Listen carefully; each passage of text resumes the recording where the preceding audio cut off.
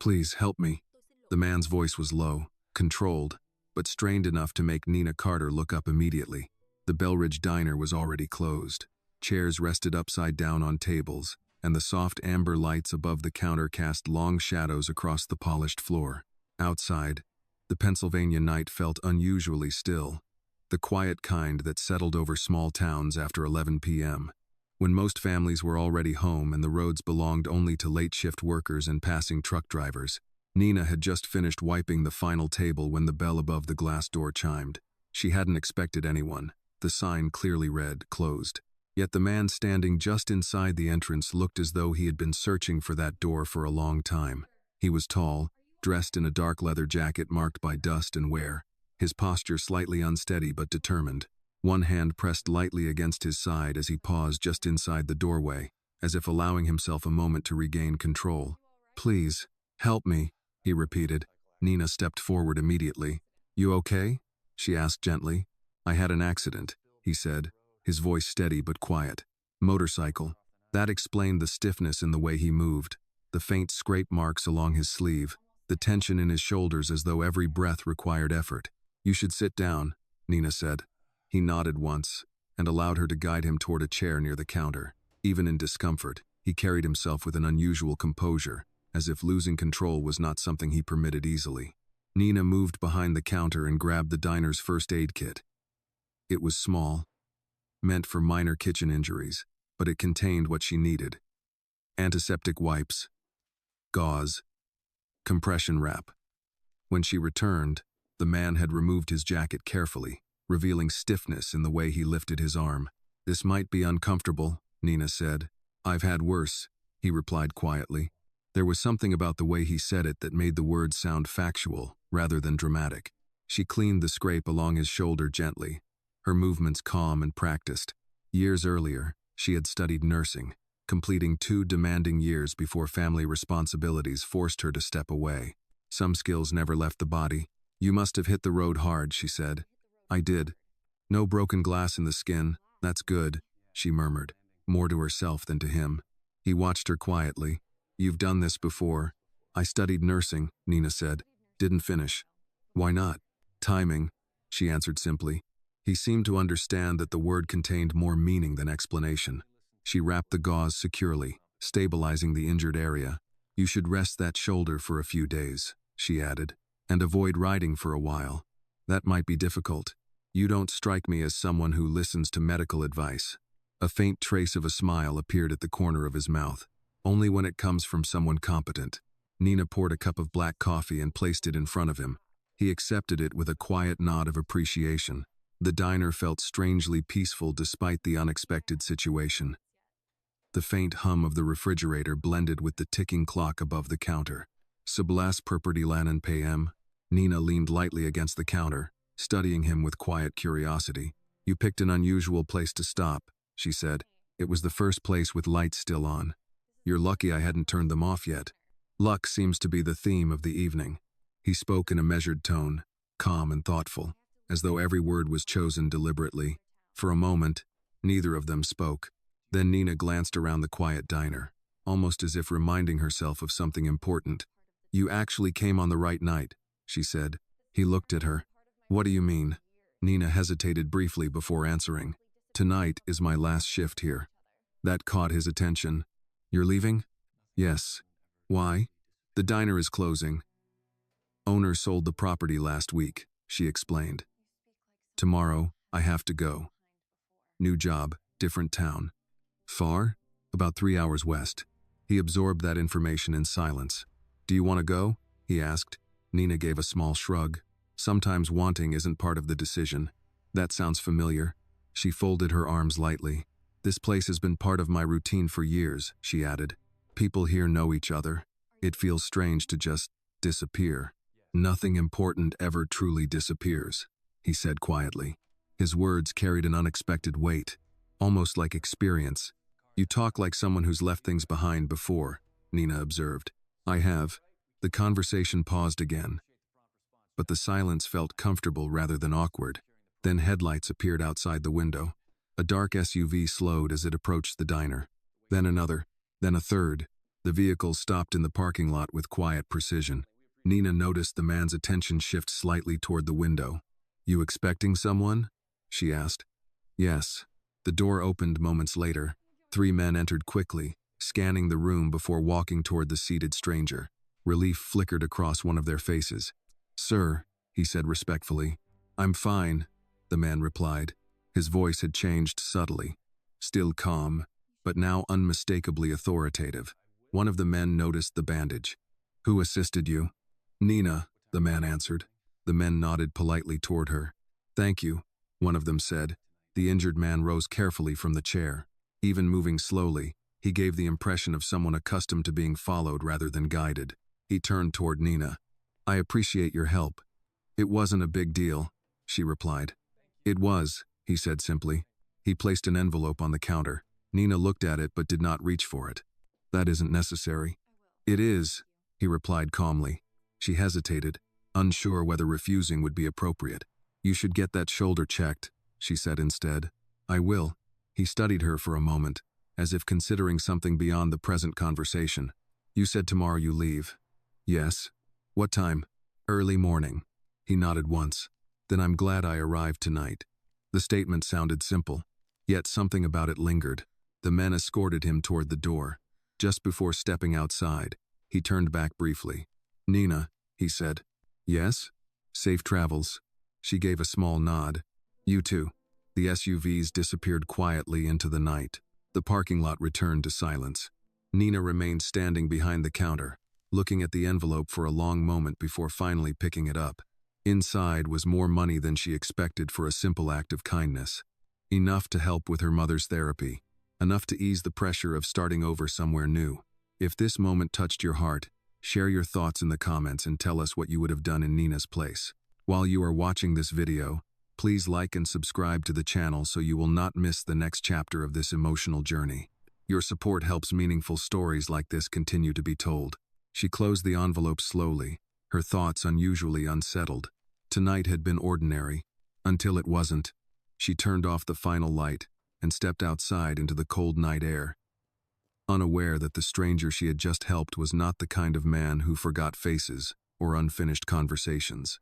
Leonardo Rossi did not usually lose control of a situation. Even now, seated in the back of the SUV as the quiet Pennsylvania roads slipped past the tinted windows, his breathing remained measured, deliberate, disciplined. The discomfort in his shoulder was manageable, but the real disturbance sat elsewhere, somewhere deeper than muscle or bone. Across from him, Vincent Hale watched carefully without appearing to stare. Vincent had worked beside Leonardo for nearly 12 years, long enough to recognize when something unusual had occurred. "You should have called," Vincent said calmly. "I handled it," Leonardo replied. "You were supposed to arrive at the estate an hour earlier. I took a different route." Vincent nodded slowly, his sharp blue eyes noting the careful bandaging beneath Leonardo's shirt. "Who treated you?" Leonardo leaned back slightly, letting the quiet hum of the engine fill the space between words. "A woman named Nina." Vincent waited. Leonardo rarely volunteered details. "She works at a diner," Leonardo continued. "Or worked." "Worked?" Tonight was her last shift. Vincent folded his hands thoughtfully. "Did she recognize you?" "No." "Did she ask questions?" "No." "Did you offer explanation?" "No." Vincent allowed a brief silence to pass, then nodded once. "That makes things easier."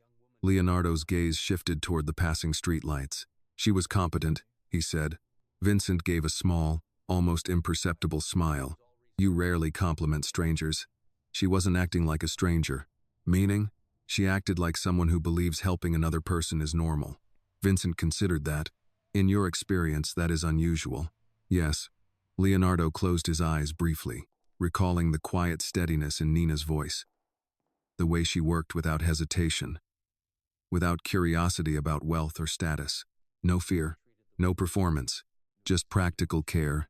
"She said tomorrow she leaves town," Leonardo added. Vincent tilted his head slightly. "And that concerns you?" Leonardo opened his eyes. "Yes." Vincent understood immediately. In their world, loose ends were never ignored. "I'll find her," Vincent said simply. Leonardo did not respond immediately. The city lights began to appear ahead in the distance, growing brighter as they approached the private road leading to the estate. "Do it quietly," Leonardo said at last. Vincent nodded once. Of course. The SUV passed through the iron gates without slowing. The Rossi estate stood secluded behind tall trees, hidden from public roads by deliberate design. The main house combined modern architecture with traditional stone, projecting stability without excess display. Leonardo had never believed power needed to announce itself loudly. Inside, the house was quiet. Staff had already retired for the evening, leaving only the soft glow of hallway lamps. Dr. Keller, the private physician, waited in the study. "You should have come here first," Keller said calmly as he examined the shoulder. "I'm here now." Keller adjusted the bandage carefully. Whoever treated this knew what they were doing. Leonardo gave a small nod. She was thorough. "No infection risk if properly maintained," Keller said. "Bruising along the ribs, but no fracture. You were fortunate." Leonardo gave a neutral expression. Fortune usually charges interest. Keller finished the examination and stepped back. "Rest tonight. Minimal movement for 48 hours. Leonardo stood. "I'll rest when necessary." Keller did not argue. Vincent remained near the doorway, waiting until the doctor left before speaking again. "We've identified the motorcycle," Vincent said quietly. Leonardo looked up. "And?" "The brake line was compromised. Not an accident." Leonardo absorbed the information without visible reaction. "Timing?" he asked. "Cut recently, within 12 hours before the ride." Leonardo walked toward the window, hands resting loosely behind his back. Outside, the property remained still beneath the pale glow of security lights. "Someone believed you wouldn't survive the road," Vincent continued. "Someone miscalculated." Vincent hesitated briefly. "There is another concern." Leonardo waited. "The location where you stopped." "The diner?" "Yes." Vincent handed him a small tablet displaying a map. "The road where the incident occurred is not heavily trafficked. Anyone tracking your route could identify the nearest open business." Leonardo understood immediately. "And Nina?" Vincent nodded. "She could become a point of inquiry." Leonardo considered this. "She had no involvement." "That rarely matters." Silence settled between them. Leonardo spoke quietly. "She mentioned she is leaving tomorrow morning." Vincent studied his expression carefully. "You want to find her before she leaves?" "Yes." "For what purpose?" Leonardo's answer came without hesitation. "To ensure she is not drawn into something she did not choose." Vincent gave a slight nod. "And if she refuses contact?" "Then she refuses." Vincent accepted the response. "I'll have her location within the hour." Leonardo placed the tablet down. "No intimidation." Vincent allowed the smallest hint of dry humor. "You've never needed intimidation for simple conversations." "Not for this one." Vincent turned to leave but paused briefly. "You're making an exception." Leonardo did not deny it. People who act without agenda are rare. Vincent inclined his head. "I'll proceed carefully." After Vincent left, Leonardo remained alone in the study. He poured a small glass of water and stood near the window, looking out across the dark property.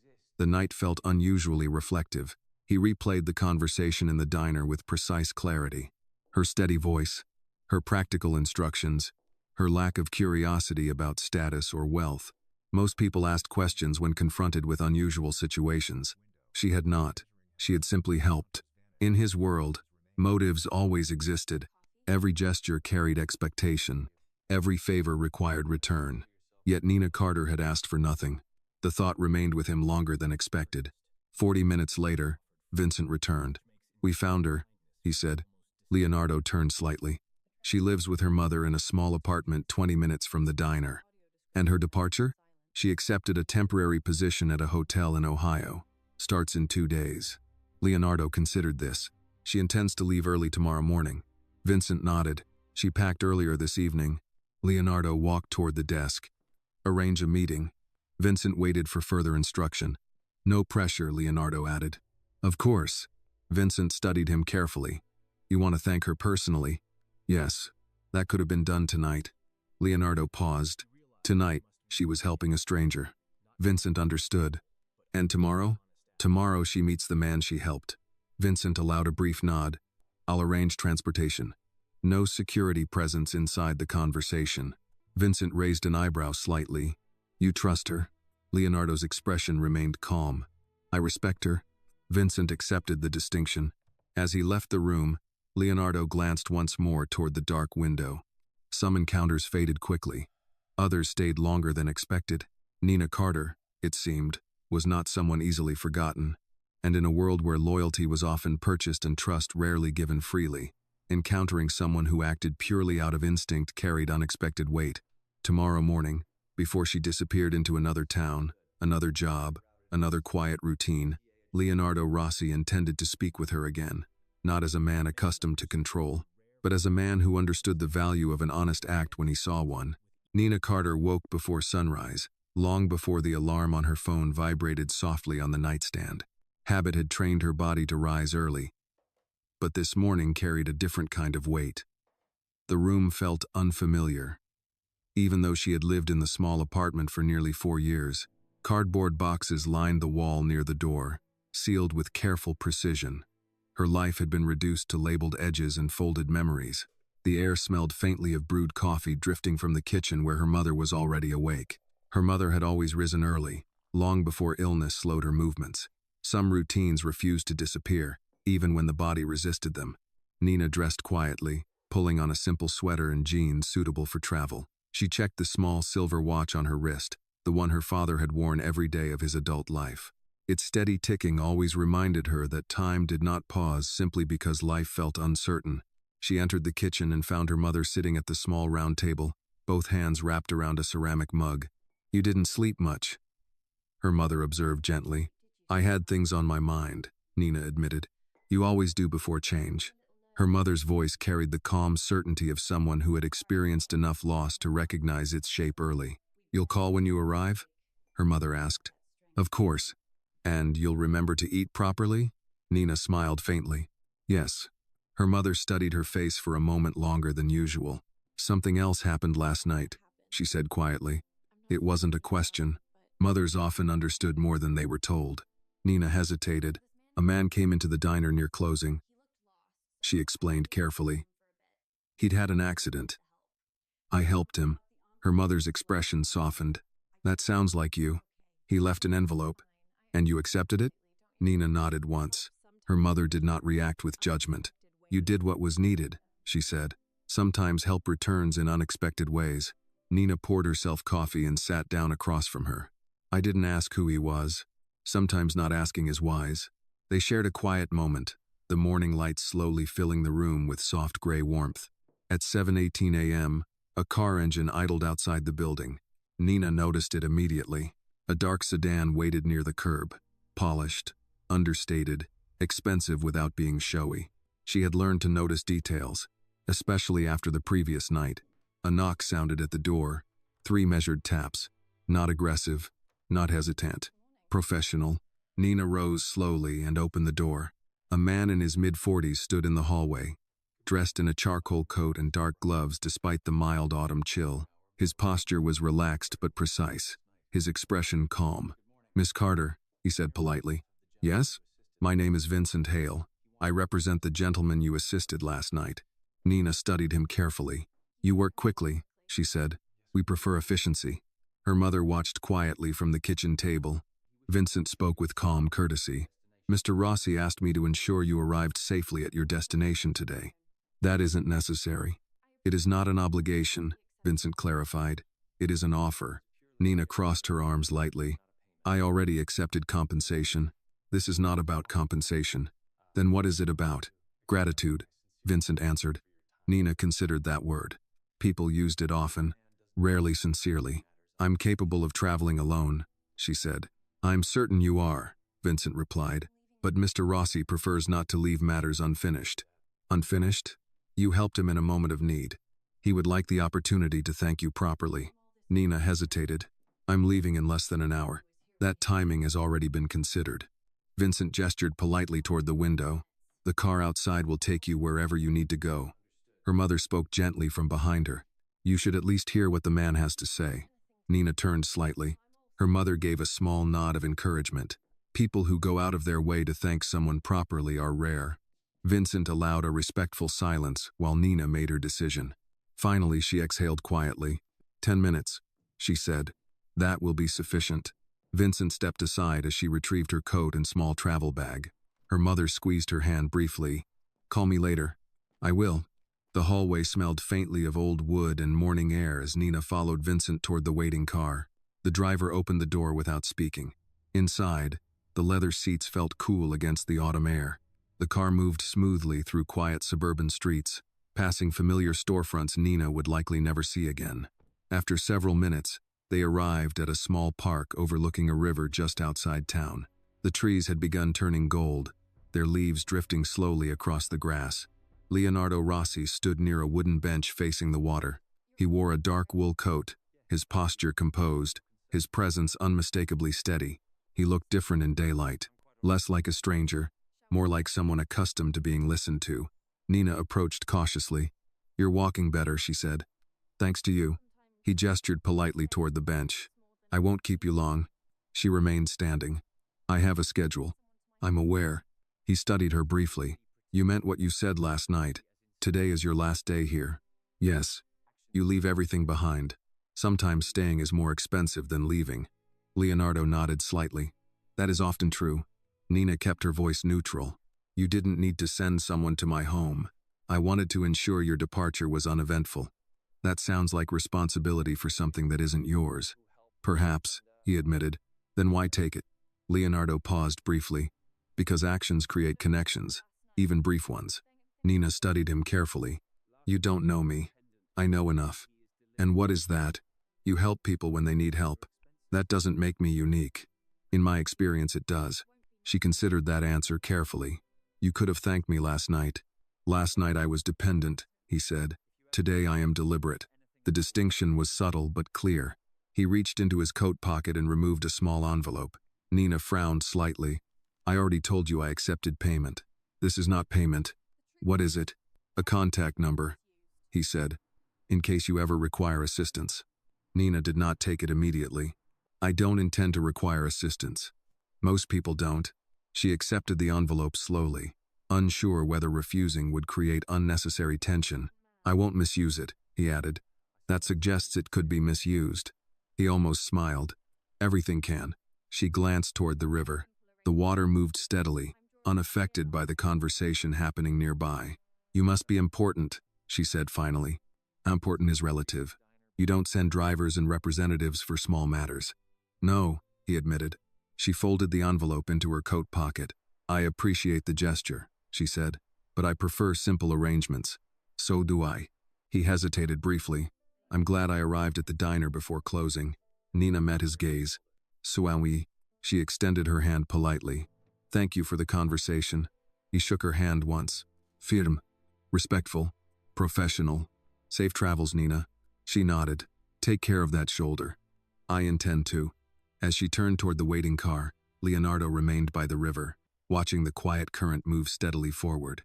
Some encounters were brief, yet still significant, and sometimes the smallest intersection between two lives created consequences neither person could yet see clearly. As the car disappeared down the road, Leonardo Rossi knew one thing with certainty. The story that had begun in a quiet diner had not ended there. The highway stretched endlessly west, carrying Nina Carter farther from the quiet Pennsylvania suburb she had known most of her life. The morning sky had shifted from pale gray to a muted blue, thin clouds drifting slowly, as if reluctant to commit to the changing season. She sat in the back seat of the sedan Vincent had arranged, her travel bag resting beside her feet. The driver kept both hands steady on the wheel, maintaining a respectful silence that allowed her thoughts to move freely. 3 hours. That was all the distance required to separate her past from whatever came next. Fields rolled by outside the window. Patches of farmland interrupted by gas stations and aging diners that looked like echoes of the one she had just left behind. She wondered briefly how many lives quietly intersected inside places like that every day, unnoticed by the rest of the world. Her phone rested in her hand, the unopened envelope from Leonardo Rossi tucked carefully into her coat pocket. She had not looked inside yet. Part of her felt that opening it too soon would make the encounter feel more permanent than she was ready to accept. The driver spoke only once. "If you need anything, just let me know." "I'm fine," Nina replied. She meant it, at least for now. Her new job was temporary housekeeping work at a boutique hotel near a small Ohio town called Ashford Grove. The pay was modest, but the position included housing for the first month. That alone had made the decision easier. Starting over always required compromise. Her mother would remain in Pennsylvania temporarily, staying with a close family friend until Nina could arrange a more stable living situation. Responsibility rarely allowed clean transitions. When the car finally exited the highway, the scenery shifted to narrow streets lined with maple trees and brick storefronts that looked preserved from another era. Ashford Grove appeared to operate at a slower pace than the suburb Nina had left behind. Less noise, less urgency. The hotel sat at the edge of town, a renovated historic building with tall windows and a modest garden near the entrance. The wooden sign read Hawthorne House in carefully painted letters. The driver stepped out first, opening the rear door politely. "We've arrived." Nina stepped onto the gravel driveway, adjusting her coat as the cool air wrapped gently around her shoulders. The hotel looked welcoming in a quiet, understated way, a place where people came to rest rather than impress. "Thank you for the ride," she said. The driver nodded respectfully. "If you need transportation again, the number in the envelope will connect you to the appropriate person." She gave a small nod. "I appreciate the assistance."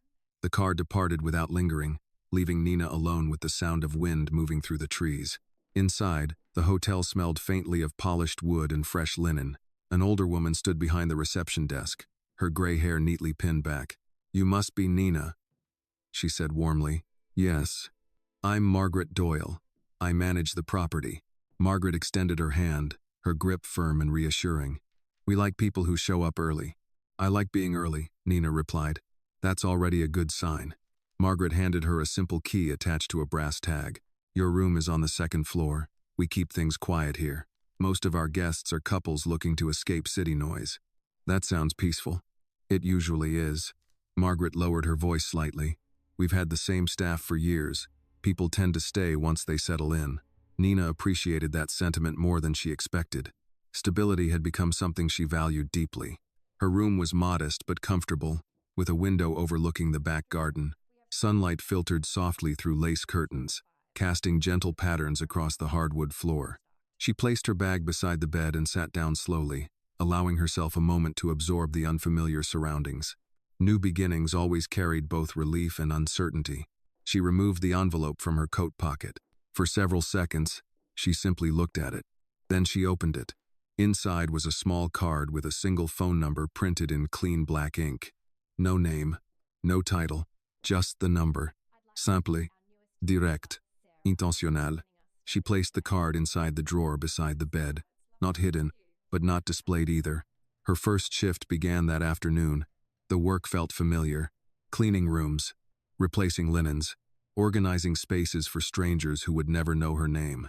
Margaret introduced her to two other staff members, both women in their late 50s who spoke with the quiet confidence of people comfortable in routine. By early evening, Nina had fallen into a steady rhythm. Simple work allowed the mind to rest. And yet, every so often, her thoughts drifted back to the quiet park near the river, to the measured way Leonardo Rossi had spoken, to the calm authority he carried without needing to display it loudly. He had not asked questions he did not need answered. He had not offered explanations she had not requested. He had simply ensured she arrived safely. Respectfully, without pressure. It was unusual. That evening, as the sun lowered behind the trees, Nina stepped outside briefly to breathe the cool air. Ashford Grove was quieter than her previous town. The streets emptied early. Porch lights flickered on as families settled in for the night. Across the street, an elderly couple sat together on a bench, speaking softly in the fading light. Life here seemed slower, simpler, predictable. Her phone vibrated in her pocket. An unknown number. For a brief moment, she considered ignoring it. Then she answered. "Hello?" A familiar, calm voice responded. "I trust the journey was comfortable." Nina leaned slightly against the railing beside the garden steps. "It was. I'm glad. You didn't need to check. I prefer confirmation over assumption." She hesitated briefly. "I arrived safely." "Good." Silence settled for a moment. Then she spoke. "You seem to manage information very efficiently." "It is necessary in my profession." "You never said what your profession is." "I suspect you already have an idea." "That isn't the same as certainty." He acknowledged that with quiet understanding. "I won't complicate your transition," he said. "That sounds considerate." "I try to be." She studied the evening sky as she spoke. "You ensured I arrived safely. That closes the matter." "Perhaps," he said. "That sounds like there is more." "There is always more." he replied calmly. Nina allowed a small breath. I start work tomorrow morning. Then I won't take more of your time tonight. She expected the call to end. Instead, he added one final sentence. If circumstances ever become uncomfortable, use the number. I don't expect discomfort. Neither did I last night. That answer stayed with her longer than expected. Take care of your shoulder, she said quietly. I intend to. The call ended. The garden remained still. Somewhere in the distance, wind moved through the trees. Nina returned inside, uncertain why the conversation had unsettled her more than she wanted to admit. She reminded herself of something simple. Some people passed briefly through life and disappeared. Others left quiet impressions that took longer to fade. Leonardo Rossi, she suspected, was not someone easily forgotten. Even from 3 hours away, the routine at Hawthorne House settled around Nina faster than she expected. By her third morning, she had already memorized the quiet rhythm of the place, the creak of the staircase just after sunrise, the scent of cinnamon oatmeal drifting from the small kitchen, the sound of Margaret Doyle's soft humming as she arranged fresh flowers in the lobby. The hotel attracted a particular kind of guest, retired couples celebrating anniversaries, writers searching for silence, adults who preferred conversation over noise and valued places where nobody rushed them through a meal. It was the kind of environment that felt safe, predictable, grounded, and yet, on Wednesday afternoon, Nina experienced a subtle shift she could not quite explain. She was preparing room 204 when she noticed the curtain move slightly, stirred by the breeze from the cracked window. Outside, the narrow street ran parallel to the hotel garden, mostly empty except for a dark sedan parked farther down near the corner. At first, the car meant nothing. Small towns attracted unfamiliar vehicles all the time. Travelers stopped for directions. Delivery drivers checked addresses. People passed through quietly. Still, something about the vehicle stayed in her awareness longer than expected. It did not leave. She continued working. Fresh sheets, folded towels, pillows aligned evenly. Her hands followed habit, smoothing fabric with careful precision. But her attention drifted back toward the street again. The sedan remained, engine off, driver unseen. She reminded herself not to create meaning where none existed. Life had already changed enough in the past 48 hours. Paranoia would not help. Later that afternoon, Nina joined Margaret in the small dining room where guests gathered for tea and light meals. Margaret poured chamomile into 2 ceramic cups. You work quietly, Margaret observed. I try not to disrupt routines, Nina replied. Margaret smiled approvingly. People come here to feel like time slows down. I understand that. Margaret stirred her tea thoughtfully. You said you cared for your mother. Yes, that kind of responsibility changes a person. It does. Margaret nodded slowly. People who take care of others rarely think about who takes care of them. Nina considered the thought carefully. I've managed. Margaret studied her expression gently. You don't have to manage everything alone. Nina gave a small nod of appreciation. Outside, the sedan remained parked near the corner, unmoving, observing nothing obvious, yet present. That evening, Nina finished her shift shortly after 7. The sky had already darkened, the early winter light fading sooner each day. She stepped outside, pulling her coat closer as the cool air brushed against her face. The sedan was gone. The street returned to its quiet normalcy. She told herself she had imagined the significance. Still, the thought lingered faintly in her mind. Her phone vibrated as she walked back toward the employee residence beside the hotel. A message from her mother. How is the new place? Nina smiled slightly and typed back. Quiet, peaceful, good people. Her mother responded almost immediately. Then it sounds right. Nina entered the small residence building, greeting another staff member in the hallway before stepping into her room. The space remained simple but comfortable. A narrow bed, wooden desk, soft lamplight. She placed her keys beside the small drawer where Leonardo's card remained untouched. For a brief moment, she considered throwing it away, ending the connection entirely, returning life to its simpler shape. Yet she left it where it was, not out of intention, but perhaps out of curiosity. The next morning began normally. Margaret assigned Nina 3 guest rooms and preparation duties for a small private dinner scheduled that evening. Routine created calm, and calm allowed reflection. Late afternoon sunlight stretched across the wooden floors as Nina carried clean linens down the hallway. That was when she saw the sedan again, parked across the street. Different angle. Samicolor. Same stillness. She paused near the window, her attention sharpening. The car remained there long enough to confirm it was not coincidence. Still, no movement, no visible driver, nothing that justified concern. Yet something unsettled her. Margaret noticed her pause. Everything all right? Yes, Nina said quietly. Margaret followed her gaze toward the street. Someone waiting for directions, perhaps. Perhaps. Nina continued down the hallway. Still, her thoughts moved carefully through the possibilities. Leonardo had mentioned circumstances could become uncomfortable. She had dismissed the comment at the time. Now it returned with quiet persistence. After dinner service ended, Nina stepped outside once more. The sedan remained, parked, silent, not approaching, not leaving, existing, a quiet presence at the edge of awareness. Her phone vibrated in her pocket. Unknown number. She answered calmly. Yes? Vincent's voice greeted her. Miss Carter, I hope your adjustment to the new town has been smooth. It has. We aim to prevent complications before they occur. I didn't ask for monitoring. It is temporary. I don't need supervision. Nor are you receiving supervision, Vincent replied carefully. You are receiving precaution. Nina exhaled slowly. The car across the street? Yes. That feels unnecessary. That depends on perspective. Whose perspective? Individuals who prefer stability. She paused. You mean Mr. Rossi? Yes. I told him I intended a simple transition, and we intend to ensure that simplicity remains intact. Nina considered the phrasing carefully. You believe something might happen. We believe nothing should happen. That isn't the same thing. No, Vincent admitted. It isn't. Silence settled between them. Is this permanent? Nina asked. No. For how long? Until we are certain circumstances remain quiet. Nina watched the still vehicle across the street. I value privacy, and we value discretion. That sounds carefully worded. It is meant to reassure. Nina hesitated briefly. Tell Mr. Rossi I appreciate the concern, she said, but I prefer not to become part of anyone's responsibility. Vincent's tone remained respectful. Understood. The call ended. The sedan remained. Nina stood outside for several minutes longer than usual, allowing the cool air to steady her thoughts. She reminded herself of something important. Protection and control often looked similar from a distance. Intent determined the difference. Still, she could not deny a subtle shift had begun. The sense of being seen, not threatened, but not entirely invisible either. Later that night, as she prepared for sleep, Nina placed Leonardo's card on the desk instead of leaving it hidden inside the drawer.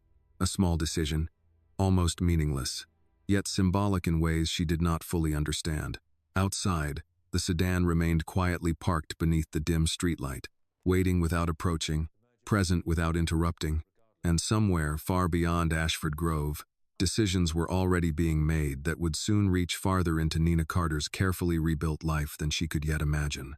By the end of the week, Nina Carter had learned the subtle language of Ashford Grove. The town did not announce itself loudly. It revealed itself slowly through routine. The hardware store owner who closed exactly at 5, the bakery that ran out of cinnamon rolls before 9 in the morning, the retired couples who walked the same quiet paths every afternoon, as if honoring agreements made years earlier.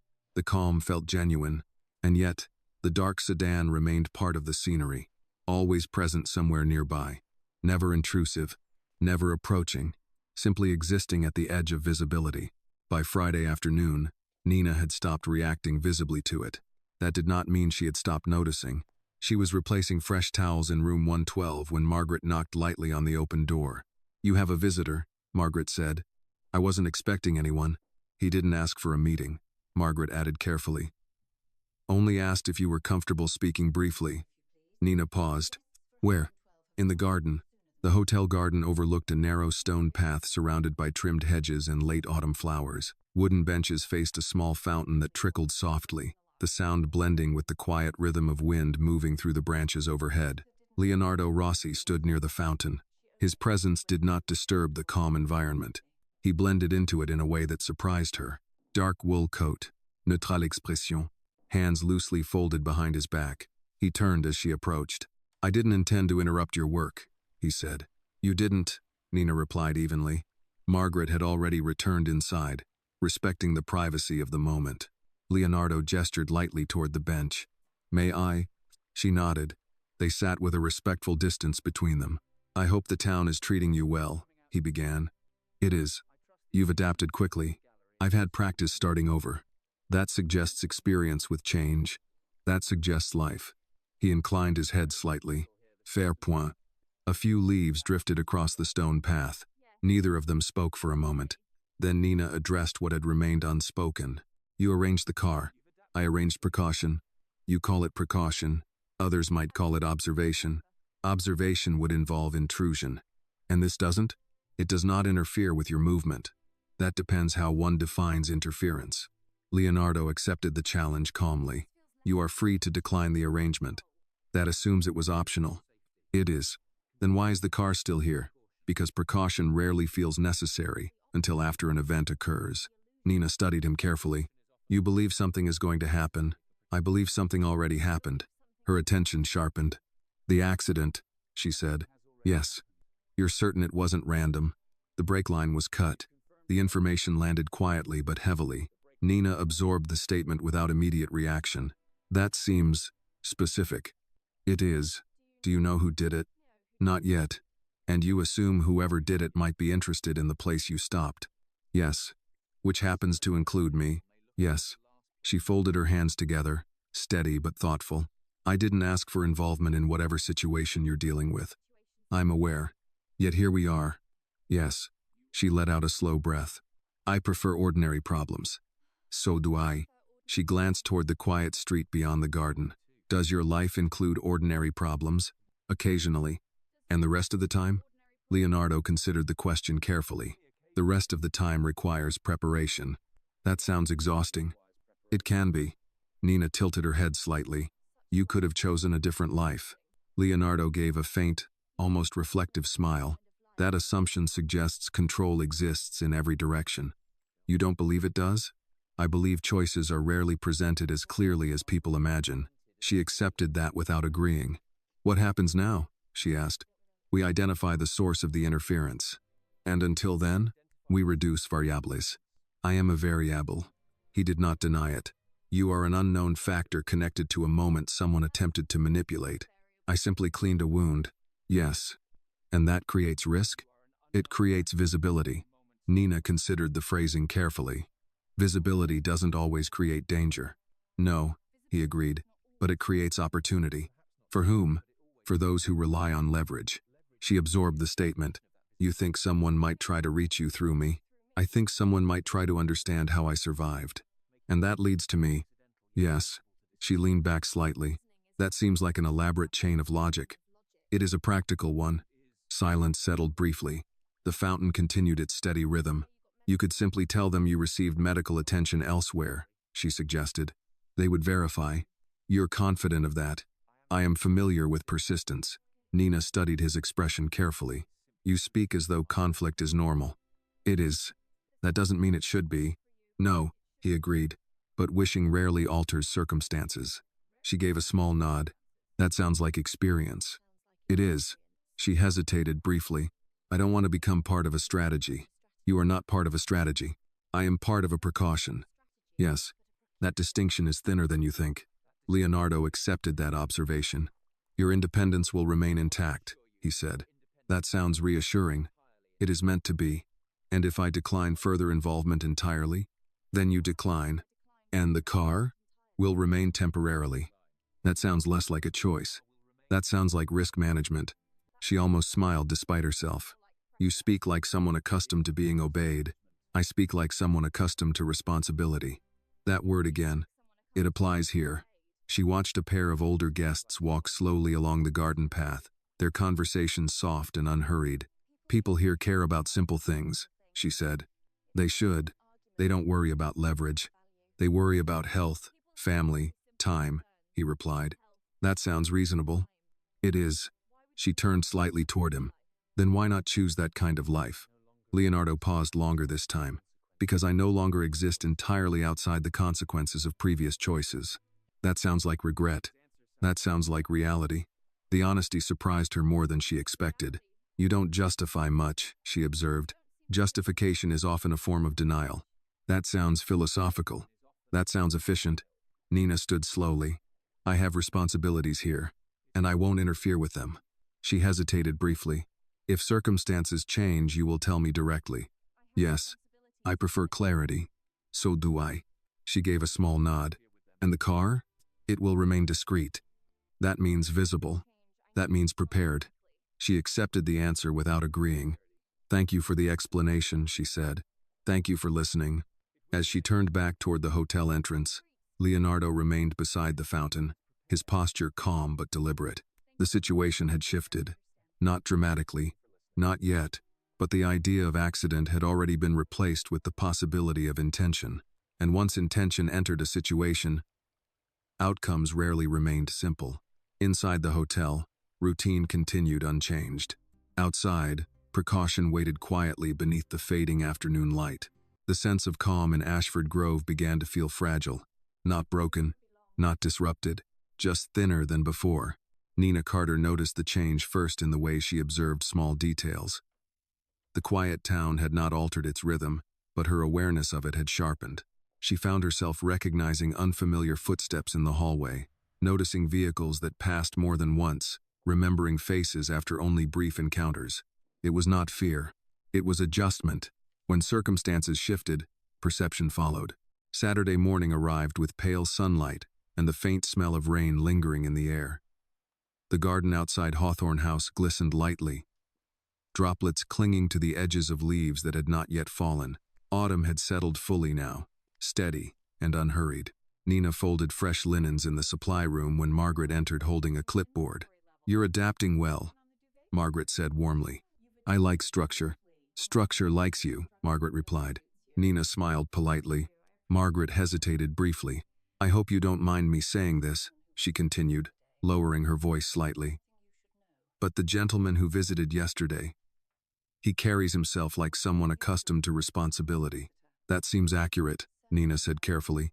Margaret nodded. People like that often bring complicated situations with them. Nina appreciated the quiet honesty.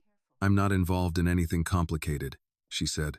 Margaret gave a gentle look that suggested life rarely allowed such simple boundaries. "Sometimes complication arrives before permission," Margaret replied. Later that afternoon, Nina noticed something different. The sedan was no longer alone. A second vehicle, lighter in color and older in appearance, passed slowly along the street twice before continuing toward the edge of town. It might have meant nothing, but Vincent's earlier words returned quietly to her thoughts. Visibility creates opportunity. Opportunity creates movement. That evening, Nina finished her shift early. The weekend schedule allowed guests more independence, and the hotel staff worked lighter hours to accommodate the slower pace of the town. As she stepped outside, she noticed the sky had begun to darken earlier than expected. Heavy clouds gathered low across the horizon, promising a cold rain before morning. The sedan remained across the street, steady, predictable, but tonight, another figure stood near it. Vincent Hale. He was dressed in the same composed manner as before, dark coat buttoned neatly, posture relaxed but alert. He inclined his head politely as Nina approached. "Miss Carter, Mr. Hale, I hope the town continues to meet expectations." "It does." Vincent gestured toward the quiet street. "We anticipated a conversation might be appropriate." "That sounds formal." "It is meant to be respectful." Nina folded her arms lightly. "I'm listening." Vincent spoke calmly. "The situation surrounding Mr. Rossi's accident has developed." "Developed how?" "Information suggests the interference was deliberate. That matches what he told me yesterday." "Yes. And now?" "Now the individuals responsible are attempting to confirm the outcome." "You mean confirm whether the accident worked?" "Yes." Nina absorbed the phrasing carefully. "And how does that involve me?" Vincent chose his words precisely. "The diner where you assisted Mr. Rossi was the last public location where he was seen immediately after the incident. That doesn't mean I'm important. It means you exist within the timeline. That feels like thin logic. It is sufficient logic for those who operate cautiously." Nina studied his expression. "You believe someone may attempt to contact me?" "It is possible." "For what purpose?" "To gather information." "I don't have any information." "They may not know that." She considered the situation carefully. "I don't want involvement in someone else's conflict, and we do not intend to involve you." "That sounds contradictory." "It means we prefer prevention, and prevention requires observation." "Yes." Nina exhaled slowly. What exactly are you suggesting? Vincent gestured toward the quiet road beyond the trees. A temporary adjustment to your environment. That sounds vague. A safer location. That sounds unnecessary. Vincent did not argue. Mr. Rossi asked me to explain that the offer carries no obligation. And if I decline, your decision will be respected. And the sedin will remain. That sounds like pressure. That sounds like caution. She almost smiled despite herself. You and he use similar language. We work together. What does this safer location involve? A private residence outside populated areas. That sounds isolated. That sounds secure. Nina paused. I just arrived here. We are aware. I have responsibilities. We can accommodate them. I prefer solving my own problems. We are not solving your problems. You are adjusting them. We are reducing risk. Nina studied the darkening sky, the quiet town, the steady life she had just begun building again. I don't run easily, she said. We are not suggesting running. What are you suggesting? Temporary distance. For how long?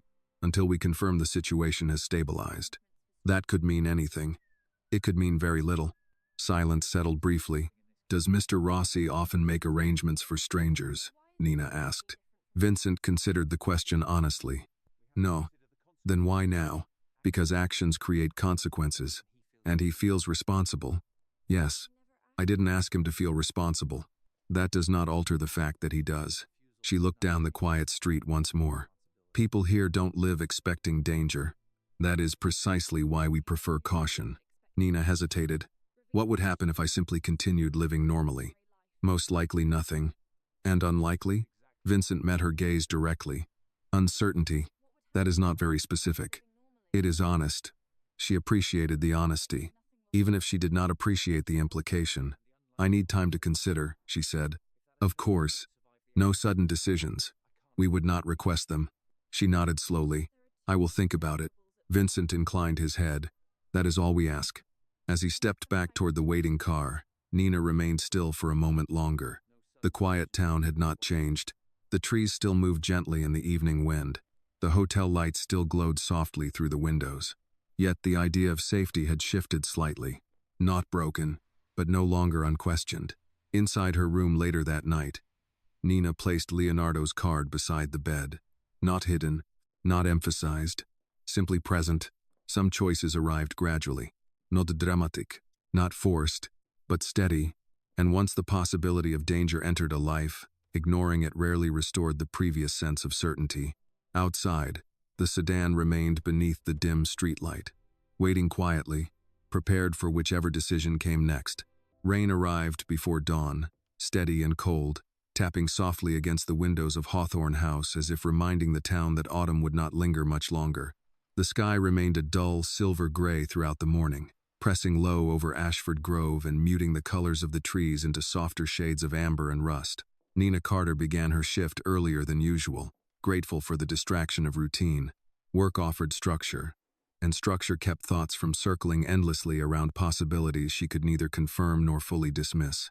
Margaret handed her a list of rooms to prepare, her expression thoughtful but calm. Storms make guests want to stay inside, Margaret said. Quiet days often lead to longer conversations. I like quiet days, Nina replied. They allow people to think, Margaret answered knowingly. Nina folded fresh linens carefully, her movements precise. She had always believed that simple tasks carried quiet dignity. When life became uncertain, consistency mattered more. Yet something in the air felt different. Not tense, not dangerous, just slightly unsettled. Late morning passed without interruption. Guests lingered over breakfast longer than usual, rain encouraging them to slow their pace. A retired couple from Vermont spoke about their grandchildren. A widowed professor read near the fireplace, turning pages slowly, as if stretching time itself. Nothing unusual, nothing alarming, just ordinary life. Until the phone at the front desk rang shortly after noon. Margaret answered, her tone polite. Yes, this is she. I understand. She paused, listening carefully. Thank you for informing us. When she hung up, her expression remained composed, but Nina noticed the slight change in her posture. Everything all right? Nina asked. Margaret nodded slowly. Someone asked if we employ a woman named Nina Carter. Nina felt her attention sharpen. What did you tell them? I said we do not discuss staff with strangers. Did they say why they were asking? No. Margaret folded her hands calmly. They did not sound local. Nina absorbed the information carefully. What kind of voice? Professional, Margaret replied. Careful with words. Nina understood the implication immediately. Not casual curiosity. Intentional inquiry. Later that afternoon, the rain slowed to a mist, leaving the streets glistening beneath soft gray light. Nina stepped outside briefly to breathe the cool air. The sedan remained parked across the street, but something else had changed. A different vehicle passed slowly along the road, not stopping, not hesitating, but reducing speed just enough to observe the hotel entrance. Nina noticed the detail without appearing to notice.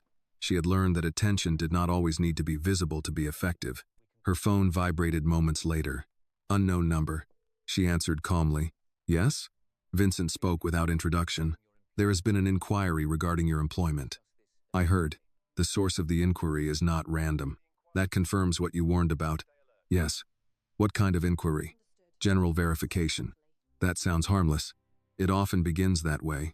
Nina watched the quiet street carefully. What do they want? To understand how Mr. Rossi remained operational after the incident. And they assume I might know something. They assume you exist within the timeline. I cleaned a shoulder wound. They do not yet know how limited your involvement was. That suggests they know I exist. Yes, she absorbed that without visible reaction. And now, we prefer increased precaution. That means relocation. Yes. Nina hesitated. I just began working here, and we respect that. But temporary distance reduces exposure. Distance doesn't erase connection. No, Vincent agreed. But it complicates access. I don't like being moved like an object. You are not being moved. I am being repositioned. We prefer to think of it as protection. Nina allowed a faint breath of dry amusement. You and Mr. Rossi share the same vocabulary. He appreciates precision. She studied the fading mist drifting across the road. What exactly changed? The inquiry indicates confirmation that Mr. Rossi survived. And that triggers further questions. Yes. And those questions lead to the diner. Yes. And the diner leads to me. Yes. She closed her eyes briefly. I didn't ask for involvement in someone else's conflict, and we did not ask you to choose it. But here we are. Yes. Silence settled between them. Where would this relocation take place? She asked. A private property in northern Wisconsin. That sounds remote. It is. And secure. Yes. How long? Until the situation stabilizes.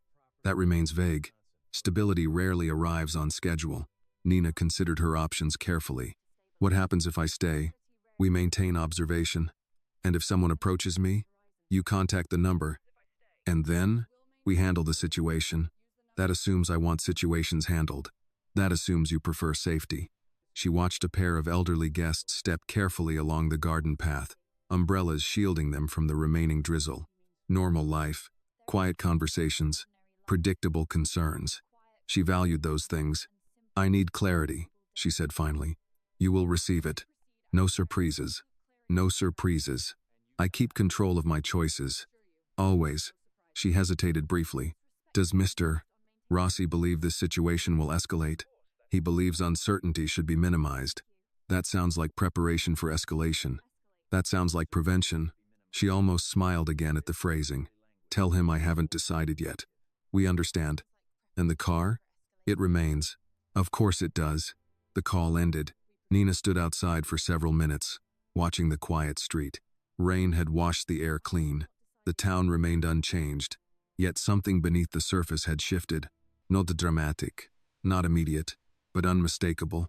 Later that evening, as she finished her shift, Margaret approached her gently. You seem thoughtful today. I've had a lot to consider. Margaret nodded knowingly. Life rarely gives advance notice before asking for decisions. That sounds like experience. It is. Margaret gave a small, reassuring smile. Whatever choice you make sure it protects your peace. Nina appreciated the simplicity of the advice. Peace. Sometimes that meant staying. Sometimes that meant leaving. That night, Nina placed the small card with Leonardo's number beside her phone. She did not call. Not yet. But she no longer pretended the situation would disappear on its own. Outside, The sedan remained beneath the quiet glow of the streetlight, waiting patiently, prepared for whichever decision would shape the next chapter of Nina Carter's life. Nina Carter did not sleep much that night. The quiet room at Hawthorne House remained peaceful, the faint sound of wind brushing against the window steady and almost comforting. Yet her thoughts refused to settle. The idea of leaving again so soon after arriving felt exhausting in a way physical work never did. Change demanded energy that could not be measured in hours. It required trust in decisions that could not be fully explained. She sat near the small wooden desk, Leonardo Rossi's card resting beside her phone. The number remained simple, unlabeled, direct, a single connection to a world she had never intended to approach. She turned the card once between her fingers, studying the plain design. No company name, no title, no unnecessary detail. Intentional simplicity. She understood what it represented. Access, influence, protection, complication. The clock read 11:42 p.m. Her mother's voice echoed faintly in her memory. Make sure the choice protects your peace. Peace did not always mean comfort. Sometimes peace meant reducing uncertainty before it grew larger. At 11:47 p.m., Nina picked up her phone and dialed the number. The call connected immediately. No automated message. No delay. Leonardo answered himself. Nina, you expected the call. I expected the possibility. She appreciated the honesty. I prefer direct conversations, she said. So do I. Silence settled briefly, not uncomfortable. Measured. You want me to relocate temporarily? She continued. Yes. You believe someone may attempt to contact me? Yes. And you believe distance reduces that likelihood? Yes. She spoke calmly. I do not like feeling controlled. You are not controlled. I am being advised strongly. Yes. That is still influence. I accept that interpretation. She leaned slightly back in her chair. I need clarity. You will have it. What exactly changes if I agree? You move to a location where access is limited. For how long? Until the source of the interference is identified. And if it takes months? It will not. You sound certain. I am working towards certainty. She hesitated. I worked hard to build something ordinary, she said quietly. I understand. No, she replied honestly. You probably don't. Leonardo accepted the statement without defensiveness. You value stability, he said. Yes. You value independence. Yes. And you value clarity. Yes. Then I will provide clarity, he said calmly. She waited. The accident was not random, he continued. The individuals responsible believed removing me would create opportunity. Opportunity for what? Control. That sounds large. It is. And now they want confirmation that the attempt failed. Yes. And that leads them backward along the timeline. Yes. Which leads to the diner. Yes. And eventually to me. Yes. She closed her eyes briefly. I do not want involvement in something driven by power. I am aware. And yet proximity creates implication. Yes. She exhaled slowly. I do not want financial compensation. None is required. I do not want obligation. None will exist. I do not want permanent association. There will be none. She considered the words carefully. Then why does this situation feel permanent? Because uncertainty feels permanent while it exists. That answer stayed with her. If I agree, she said carefully, I choose the timeline of my return. Yes. I maintain communication with my mother. Yes. I continue working when possible. Yes. And I retain the right to leave. Yes. Leonardo paused briefly before adding, you will always retain the right to leave. That detail mattered more than she expected. You speak carefully, she observed. Careful language prevents misunderstanding, and misunderstanding creates conflict. Yes. She allowed herself a faint breath of reluctant acceptance. I will agree to temporary relocation, she said. Leonardo did not respond immediately. Thank you, he said at last. This is not a favor, she clarified. This is precaution. I understand. Logistics? She asked. Vincent will coordinate details. When? Tomorrow morning. That soon? Yes. That confirms your concern. That confirms preparation. She nodded slowly, though he could not see the gesture. I expect transparency, she added. You will have it. And honesty. You will have that as well. Silence settled once more. Then she spoke more softly. I helped you because someone needed help. I know. I am not part of your world. I know. I do not intend to become part of it. You will not. I am trusting that statement, and I will ensure that trust is respected." She ended the call calmly. No dramatic final words. No unnecessary sentiment. Just agreement. The quiet room remained unchanged, yet something had shifted. Not defeat. Not surrender. Choice. The next morning arrived with clear skies and pale sunlight filtering gently through the window. Nina packed carefully, her belongings already minimal from the previous move. The process felt strangely easier this time. Not simpler, just more deliberate. Margaret listened quietly as Nina explained her temporary departure. "Life sometimes interrupts plans," Margaret said gently. "I hope to return. You will always be welcome here." That simple reassurance carried more comfort than elaborate promises. Outside, the familiar sedan waited.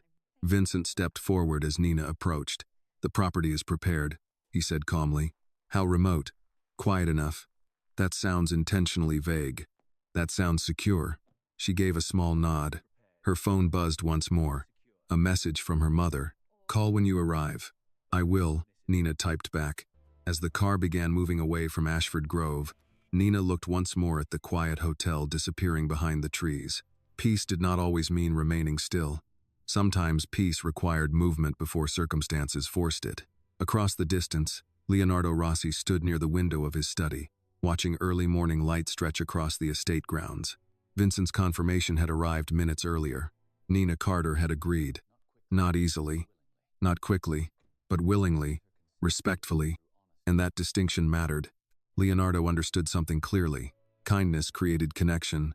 Connection created responsibility. Responsibility created action.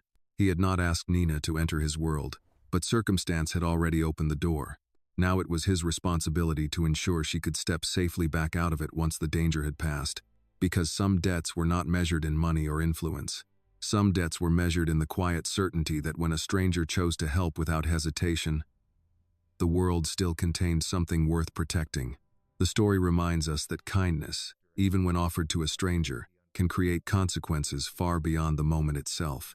True character is revealed not when life is easy, but when we choose to act with compassion despite uncertainty. In a world where power often overshadows integrity, the quiet courage to help another person without expecting anything in return can still influence the course of events.